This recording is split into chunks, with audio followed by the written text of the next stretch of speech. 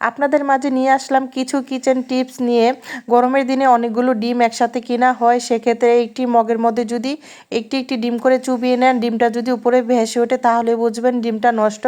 এরকম করে সবগুলো ডিম পরীক্ষা করে নিতে পারেন। অসংখ্য লেয়ারযুক্ত লাচ্ছা পরোটার ভাঁজ দিতে হলে এভাবে গোল করে বেলে নিয়ে কিছু তেল ও ময়দা দিয়ে এভাবে ভিডিওতে যেভাবে দেখাইছি রাউন্ড করে বেলে নেবেন। তারপর এই যে কোটিং করে নেবেন। কোটিং করে নেওয়ার পর এই যে ছুরি দিয়ে কেটে মাঝখানের অংশটা দিয়ে ভিডিওতে যেভাবে দেখাইছি ওইভাবে নিয়ে করবেন, দেখবেন অসংখ্য লেয়ারযুক্ত লাচ্ছা পরোটা হয়ে যাবে। তো আমাদের অনেকেরই কিন্তু পেটে গ্যাসের সমস্যা হয়, সেক্ষেত্রে 1 গ্লাস পানির মধ্যে যদি 1/2 চামচ পরিমাণ বেকিং সোডা দিয়ে গুলিয়ে আপনি খেয়ে নিতে পারেন দৈনিক 2 বার। এভাবে 7 দিন করবেন, পেটের গ্যাসের সমস্যা একদম দূর হয়ে যাবে। 100% কার্যকারী টিপস। শিং মাছ আমরা অনেকেই খেয়ে থাকি বা অনেকেই পছন্দ করি, আমরা কিন্তু অনেকেই জানি না শিং মাছের পিঠের অংশে কিন্তু একটা মোটা রগ থাকে, একটা না 2টা রগ থাকে 2 পাশে।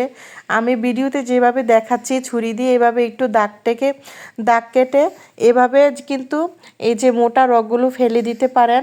এই রগগুলো খাওয়া কিন্তু আমাদের মুসলমানদের জন্য হারাম। এটা আপনারা কয়জনে জানেন কি জানেন না জানি না, এভাবে পরিষ্কার করে নিতে পারেন। আমরা আলু সিদ্ধ করার পর দেখা গেছে অন্য কাজ করতে থাকি, আলুগুলো ঠান্ডা হয়ে যায়, সেক্ষেত্রে আলু ছুলতে সময় লাগে। তখন এভাবে যদি একটি ছাঁকনির সাহায্যে ছুলে নেন তাহলে কিন্তু খুব সহজেই কিন্তু আলুগুলা ছুলে নেওয়া যায়, আপনার কাজও সহজ হয়, সময়ও বাঁচে।